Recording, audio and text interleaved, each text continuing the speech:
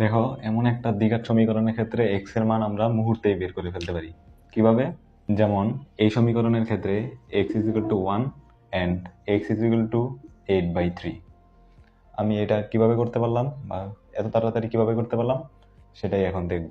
যেহেতু এটি একটি দ্বিঘাত সমীকরণ, মানে এক্স এর উপরে পাওয়ার 2 আছে, তার জন্য এক্স এর দুইটা মান পাওয়া গেছে। নর্মালি আমরা যেভাবে করি, এটার এই সমীকরণের মিডল টার্ম করি বা উৎপাদকে বিশ্লেষণ করে তারপর দুইটা মান বের করি বা এক্স এর মান বের করি। কিন্তু সমীকরণ দেখা মাত্রই আমার এক্স এর দুইটা মান বের করে ফেলার জন্য আমার যা মনে রাখতে হবে সেটা হলো দ্বিঘাত সমীকরণের a x square plus b x plus C.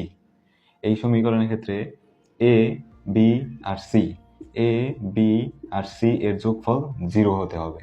যেমন এই জায়গায় এই সমীকরণে এ 3, বি -11 আর সি +8।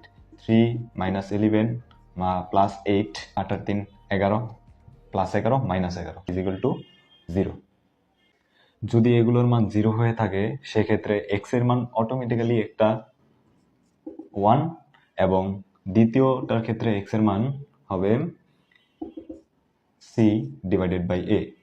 c বলতে এই জায়গায় 8, a বলতে 3। তাহলে একটা এক্স এর মান কি বেরোলো 1 আর একটা এক্স এর মান 8/3। আমরা এদিকে লক্ষ্য করি এক্স এর মান 1 আর একটা এক্স এর মান 8/3।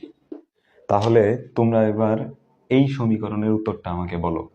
2x² - 7x + 5 = 0।